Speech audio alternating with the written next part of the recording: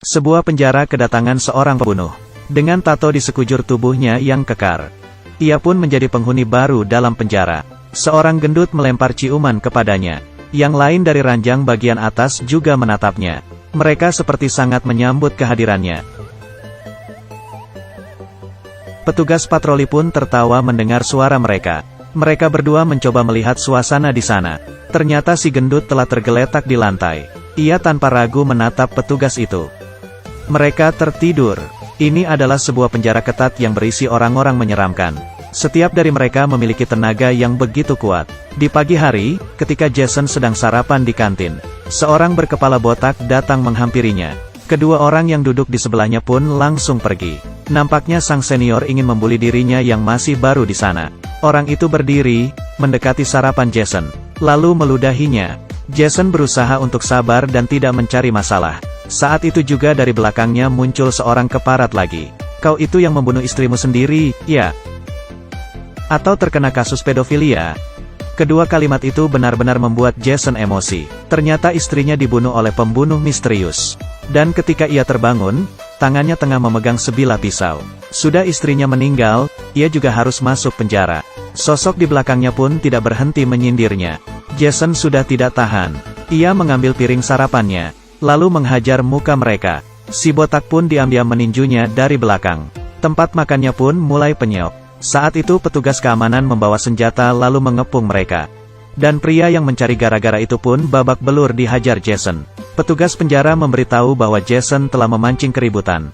Sebab si botak yang ia hajar barusan adalah senior di penjara itu. Ia pun dibawa ke ruangan kepala lapas, Lisa. Ia mencari Jason karena sebuah tujuan.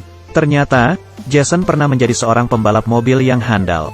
Dan penjara itu mengadakan perlombaan mobil maut secara berkala. Lomba itu adalah lomba yang begitu kejam dan menyeramkan.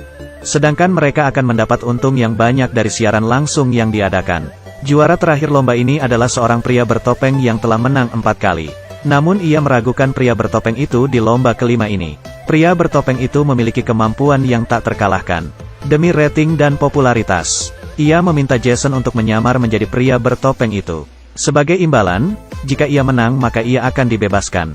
Demi membuktikan kejadian di balik kematian istrinya, ia pun setuju. 3 orang ini adalah rekannya dalam geng mobil.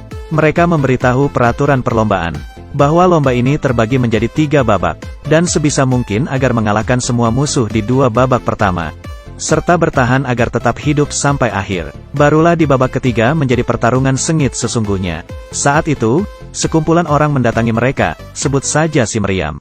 Orang itu berkata bahwa sang pria bertopeng telah meninggal di bawah tangan mereka. Namun mereka tidak tahu bahwa pria bertopeng itu sesungguhnya telah berganti orang. Mereka pun membual dan berkata akan membunuhnya. Setelah mereka pergi, petugas penjara datang membawa beberapa orang pidana. Perhatian Jerry pun tertuju pada gelang yang dipakai orang itu. Ternyata ketika istrinya dibunuh, ia melihat si pembunuh mengenakan gelang yang sama. Ia merasa bahwa kematian istrinya ada hubungannya dengan penjara ini. Ia tak sempat berpikir panjang, dan perlombaan pun dimulai. Sekelompok wanita turun dari mobil. Mereka datang ke penjara itu dengan membawa misi masing-masing. Seorang gadis pun naik ke mobil Jason. Jason pun memberitahu gadis itu, bahwa sosok pria bertopeng telah berubah. Ia pun membuka topeng yang ia kenakan. Kamu lebih tampan dari pria sebelumnya. Namun wajahmu akan berubah setelah kecelakaan nanti. Di saat yang sama, Lisa mengamati lomba dari dalam ruangan. Demi menghiasi perlombaan, ia pun dari penjara lain, mengundang beberapa wanita seksi untuk menjadi pengawas. Ke-9 mobil di sirkuit mulai memanaskan mesin mereka. Setelah lampu hijau menyala, semua mobil secepat kilat langsung melaju. Terdengar suara gesekan ban di seluruh sirkuit. Dan suara mobil yang bersenggolan. Karena pengalamannya menjadi pembalap handal, Jason pun dengan cepat meraih posisi pertama. Namun Lisa masih menganggap enteng lomba ini. Pertarungan dalam lomba ini benar-benar sengit. Mobil Jason ditabrak oleh si meriam hingga keluar arena balap. Di tengah perlombaan, Lisa membuat pengaturan baru. Aktifkan pedang dan perisai. Setelah mengaktifkan pedang dan perisai, mereka yang melewati tutup lubang jalan bergambar pedang akan mendapat senjata. Yang melewati gambar perisai akan mendapat tameng. Dan yang melewati tengkorak berkesempatan memberi jebakan pada pemain lain.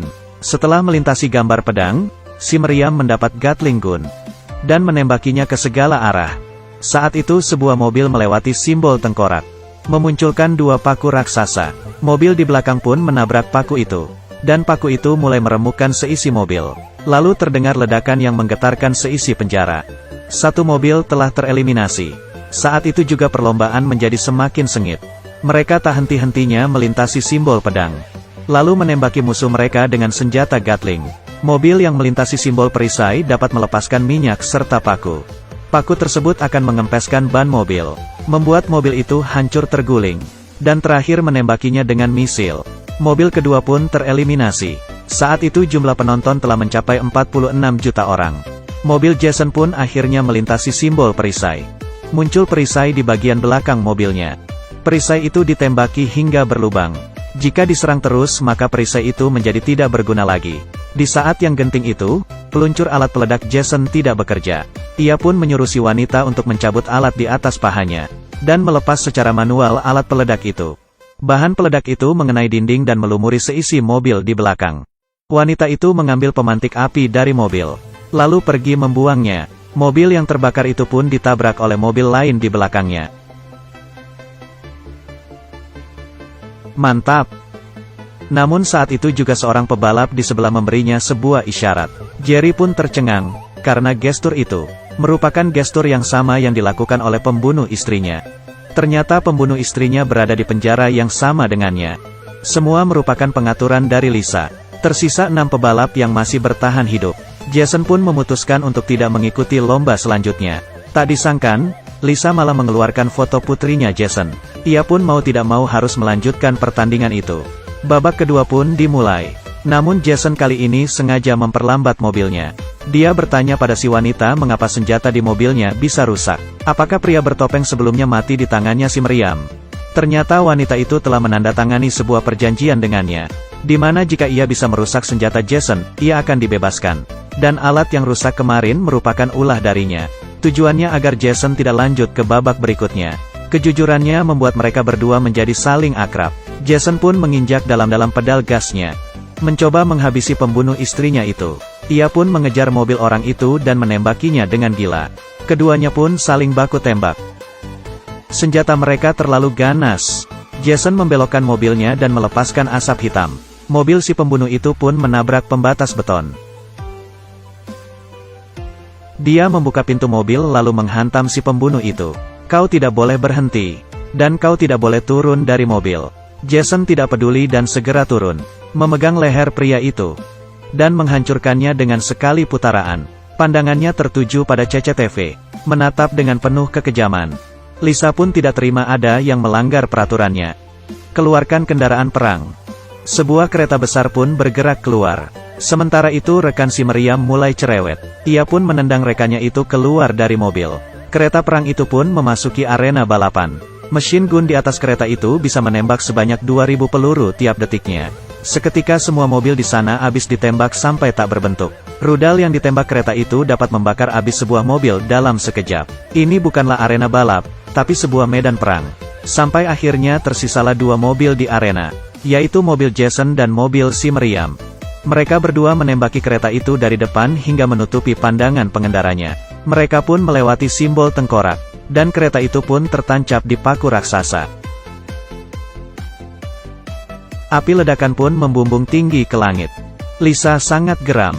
Semua orang di dalam penjara menyambut mereka berdua. Baru pertama kali ada orang yang berhasil mengalahkan semua kekuatan dari Lisa. Jason dan si meriam pun berteman sejak itu. Besoknya Lisa pun berniat untuk menghabisi Jason.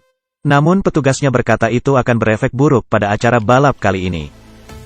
Jangan bodoh, pria bertopeng itu tidak akan mati. Dia diam-diam mengirim orang untuk mencabut alat anti ledakan di mobil Jason. Babak terakhir pun dimulai. Sekarang hanya tersisa sang pria bertopeng dan si meriam. Malam ini hanya ada satu orang yang keluar hidup-hidup dari arena. Keduanya mobil itu langsung berlari hingga mencapai kecepatan 160 km per jam. Si meriam dari belakang mulai menembaki Jason dengan Gatling gunnya. Jason pun menginjak simbol perisai. Namun senjata di mobilnya tak berfungsi. Tentu saja ini merupakan ulah dari Lisa. Mobil di belakangnya itu terus menembak mobilnya bertubi-tubi. Pelat besi di mobil Jason sedikit lagi akan hancur. Ia pun memutuskan untuk melepaskan pelat besi di mobilnya itu. Apa? Lakukan saja. Pelat besi itu dicabut dan terlempar ke belakang. Tentu saja si Meriam sudah siap menghindar. Ia pun menyiapkan senjata terakhirnya. Si Meriam melepas rudal di mobilnya. Dan Jason pun menghindar. Tembok penjara itu pun hancur ditembak rudal si Meriam. Hal itu membuat Lisa termangu. Ternyata mereka berdua bekerja sama untuk bebas dari penjara itu. Mereka pun saling menatap dan tersenyum karena strategi mereka berhasil. Lisa pun dengan geramnya langsung mematikan siaran. Dan mematikan semua senjata yang ada di mobil mereka. Dan ia pun menekan tombol peledak. Namun bom itu ternyata telah dijinakkan sebelumnya. Ia pun mengirim pasukan dalam jumlah yang besar untuk mengepung mereka berdua. Jason dan si Meriam sepakat untuk berpisah jalur agar memecah musuh di belakangnya.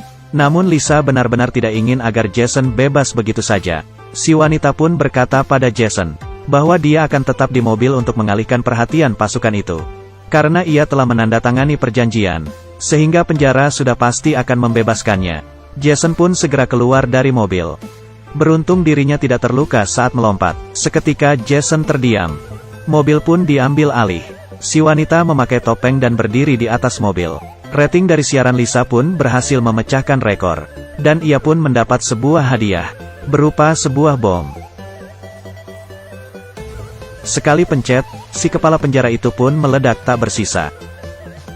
Jason dan si Meriam pun membangun sebuah pabrik mobil.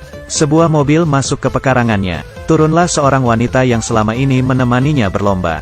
Mereka bertiga hidup harmonis. Film ini benar-benar menakjubkan. Demi meningkatkan rating, seseorang harus rela dituduh masuk penjara. Film di Trace ini akan berlanjut pada seri berikutnya. Bagi yang suka, jangan lupa follow ya.